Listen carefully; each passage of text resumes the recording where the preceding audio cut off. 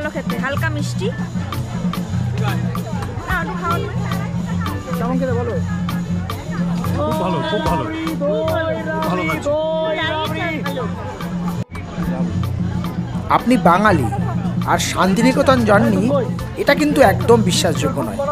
কিন্তু শান্তিনিকেতন গেছেন, সোনাঝুরি হাটে ঘুরেছেন, শপিং করেছেন, কিন্তু দই খাননি, এটা কিন্তু একদম অন্যায় করে ফেলেছেন। তাই যখনই নেক্সট টাইম যাবেন এবার শান্তিনিকেতন বা সোনাঝুরিতে, তো অবশ্যই এই টেস্ট করবেন এই দইয়ের। আমি আর একটা নিলাম। সাইকেলে করে ফেরি করে বেড়ায় দইয়ের ভাঁড়গুলো, সেইখান থেকে দই নিয়ে 20 টাকা নেবে।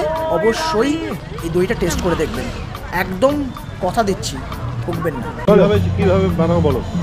ওই যে আপনার দুধটা যখন আমরা ফোটে তখন চিনি দিই, চিনি দেওয়ার সময় ফুটে যায়, দিয়ে নামিয়ে দিয়ে পর আবার ঠান্ডা করি দুধটা, ঠান্ডা করে তখন এই ভাঁড়ে এই দই দিয়ে এই ভাঁড়ে বসিয়ে দিই।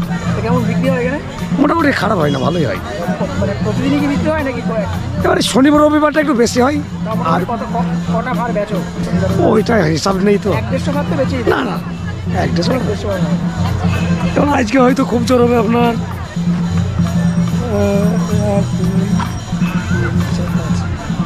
ওই 70-75 ভাঁড় হয়ে যায়। হ্যাঁ, দই রাবড়ি মিলে 70-75 ভাঁড় হয়ে যায়। রাবড়িটা কি কিসের? ওটা দুধ 10 কিলো দুধ মেরে আপনার ওই 2 কিলো 2.5 কিলো এরকম হয়। ওটাকে দুধটাকে ফুটিয়ে মাই। আপনাদের বাড়ির গরু নাকি? হ্যাঁ, আমাদের সব বাড়িতে গরু। এত দুধ হয়? আমাদের একটা গরুতে 10 কিলো 12 কিলো দুধ দেয়। আমার 2টো গরু আছে, বেশি নেই। থ্যাংক ইউ, ধন্যবাদ।